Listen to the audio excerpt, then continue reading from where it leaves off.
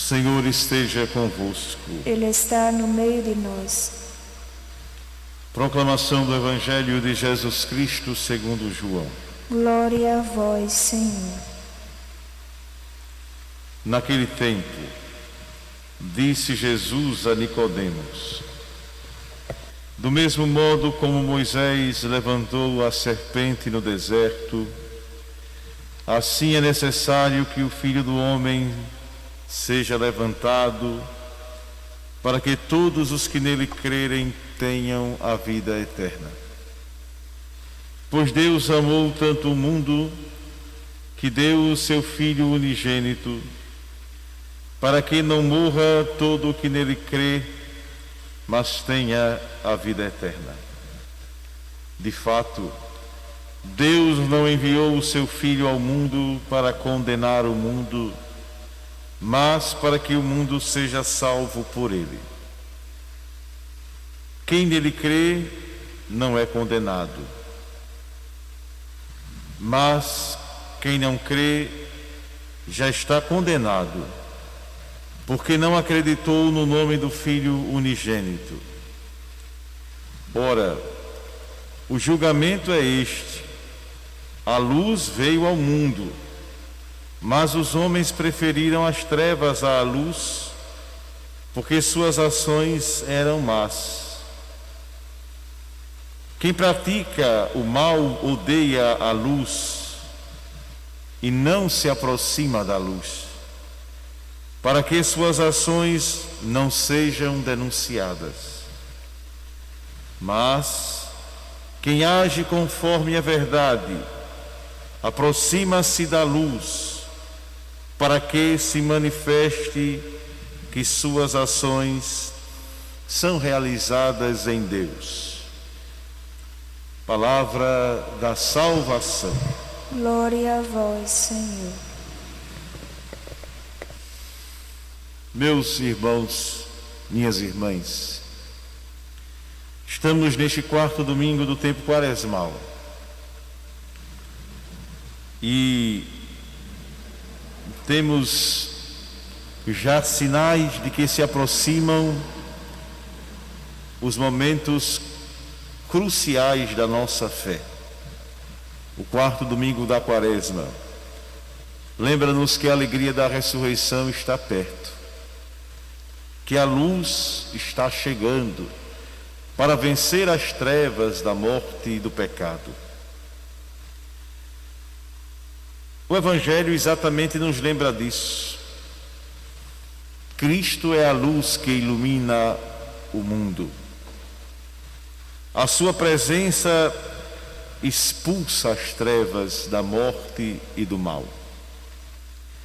Aqueles que preferem a Cristo se deixam iluminar pelos seus raios da justiça, da fraternidade, do amor, do respeito, do diálogo, como nos lembra a campanha da fraternidade. Mas o próprio Cristo nos diz que os homens preferiram as trevas do que a luz.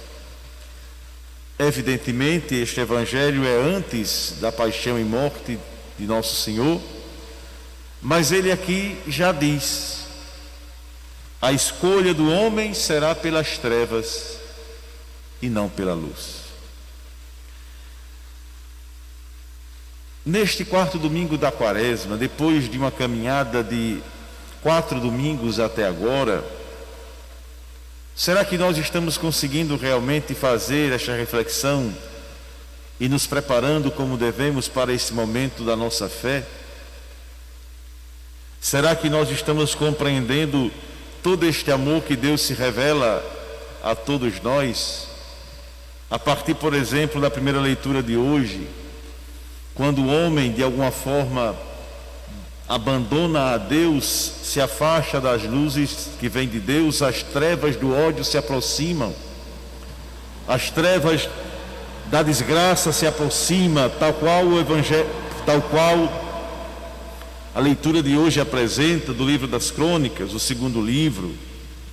O homem, o povo multiplicaram suas infidelidades, imitando as práticas abomináveis dos pagãos, profanaram o templo que o Senhor tinha feito em Jerusalém. O homem, se afastando de Deus, perde sentido, destrói o templo de Jerusalém, destrói o templo da vida, perde o norte. Isso não quer dizer que Deus vai abandonar o seu povo, porque Deus não abandona o povo. O povo, nós é que abandonamos a Deus. Quando as trevas chegam na vida humana, é como que Deus, não porque Ele queira, mas a gente tira Ele de cena. Alguém pode dizer, mas padre, por que eu estou passando por tudo isso em minha vida? Como é que está a sua relação com Deus?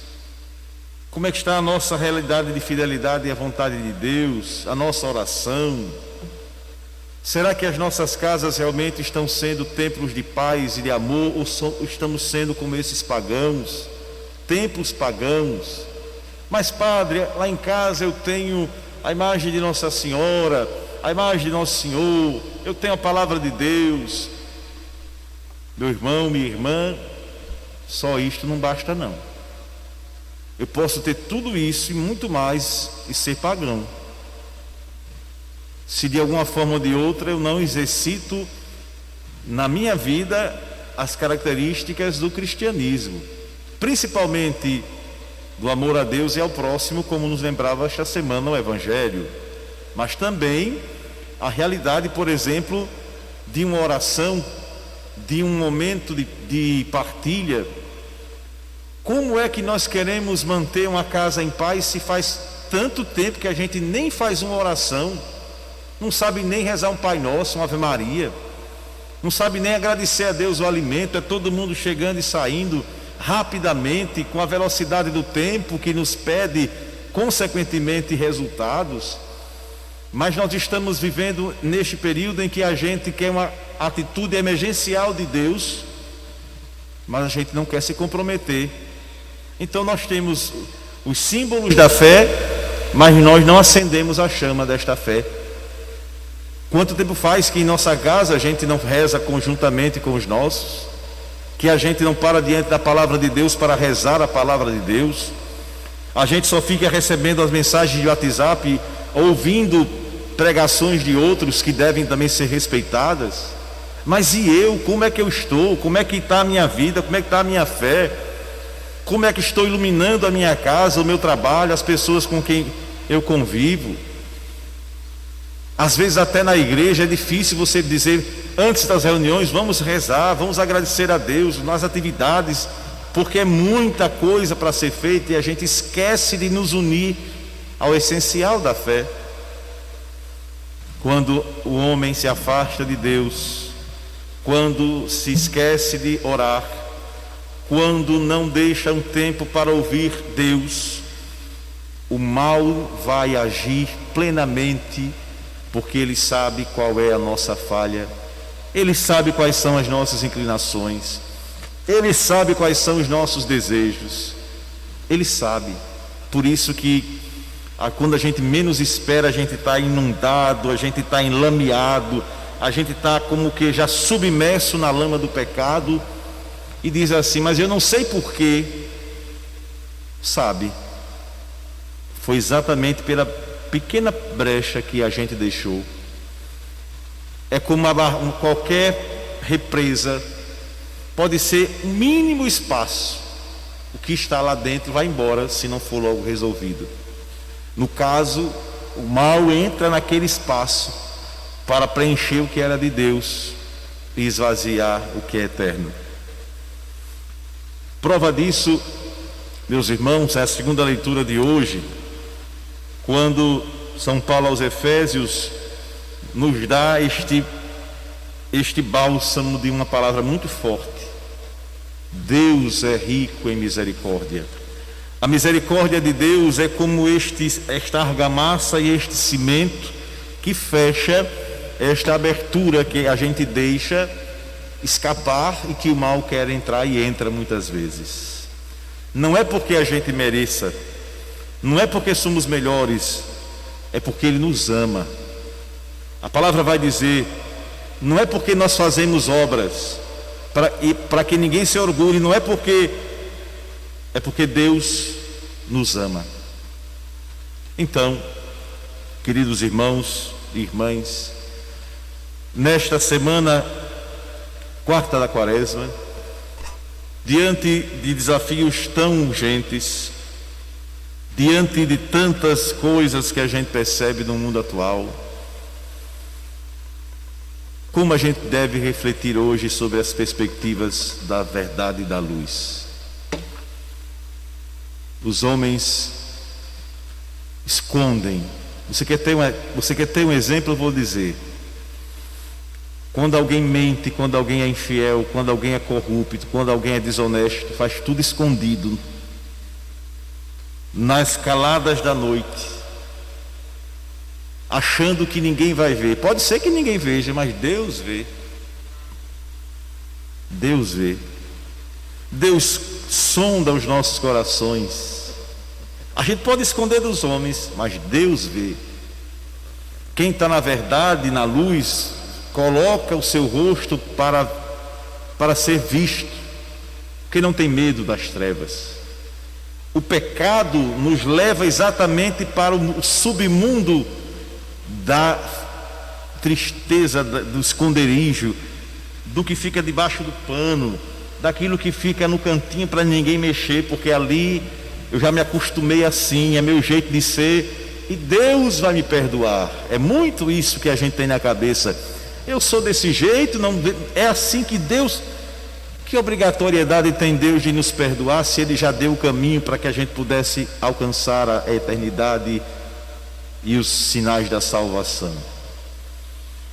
O medo nos leva para o escuro, o mal para o escuro, a mentira para o escuro, a falsidade para o escuro, a infidelidade para o escuro. O amor, a paz, a fraternidade, a dignidade e o respeito nos levam para o alto. Quem é da verdade não tem medo, mas também não tem aquela história não. Tem muita gente que diz assim, eu sou verdadeiro. É mentira, na maioria das vezes. É verdadeiro para falar, mas não para ouvir as verdades. Só quer dizer, mas não quer ouvir. Não existe uma verdade, só Deus desse jeito, só Deus, que é a única verdade por excelência. Que o Senhor nos ajude e que tenhamos este antídoto da verdade para combater o vírus do pecado e do mal.